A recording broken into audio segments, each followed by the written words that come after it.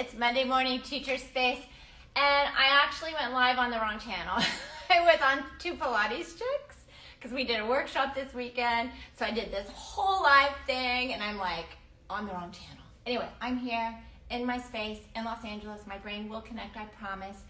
But I wanted to get a little teacher space for you guys today, and this one came from a student who actually came to the workshop, Anya, and it is the one-arm push-up with the hand on the chair. There's 3 versions of this. This is one of my favorites, but it is challenging, and the setup is very, very important through the whole thing. If the setup is wrong, it's really hard to get to it. When I was chatting with Anya, we were chatting about it, and she told what spring she was on. I thought, well, let's change the spring. So the spring, like when you come to the chair, sometimes I do 2 bottoms on this, which is what I have it today. Sometimes I'll do a high.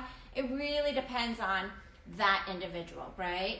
So for this one, and this has a lot in it. It has a lot of our sideline activation, our counterbalance. It has where is our body in space, head, shoulders, all of this, our push-up, but really one arm, because the other on the pedal, it's just along for the ride. It's not really doing anything except being fed in to maybe keep that length and keep that balance.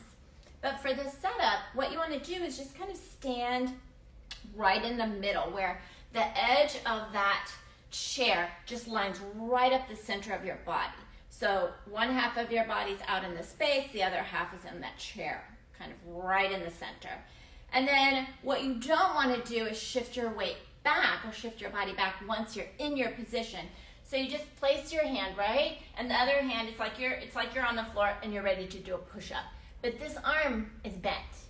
It's gonna be bent and never straighten, because if you straighten, it takes you out of your push-up and your chest is not square to the bench. So from here, I'm not gonna let myself move back. So as I use my legs to kind of go back, I'm not gonna like go back, because then I'm out of position. So you've got to think I'm gonna stay here.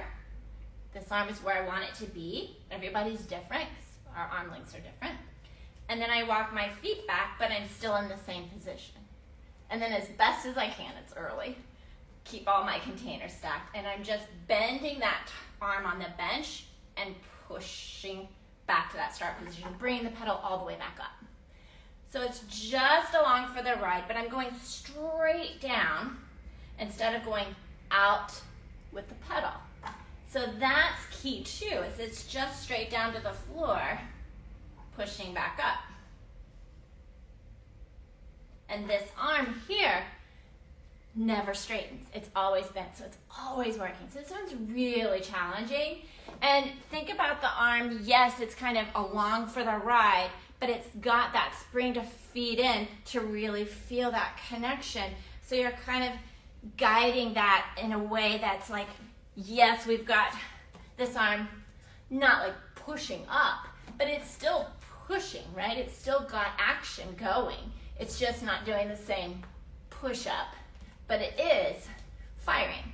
Because if it wasn't, I'd just kind of be getting lost in where I am in space and maybe going out more, right? If you're pushing too hard. So you're watching all these things. Oh, I'm getting breathless, it's early. So anyway, I love this one, but kind of play with the weight with your client because you want it to be supportive to where they're not just like, oh my God, I'm dying on this arm.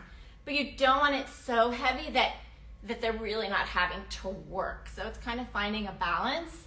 So a lot of times I'll kind of watch the client, this is with anything, and you can kind of see, like, you can see their shirt, you can see their body respond. And if it just looks like they're just kind of floating through it, I might change that weight, you know, to make it where I see some shaking, where I see some challenge. Because I don't want it to be perfect.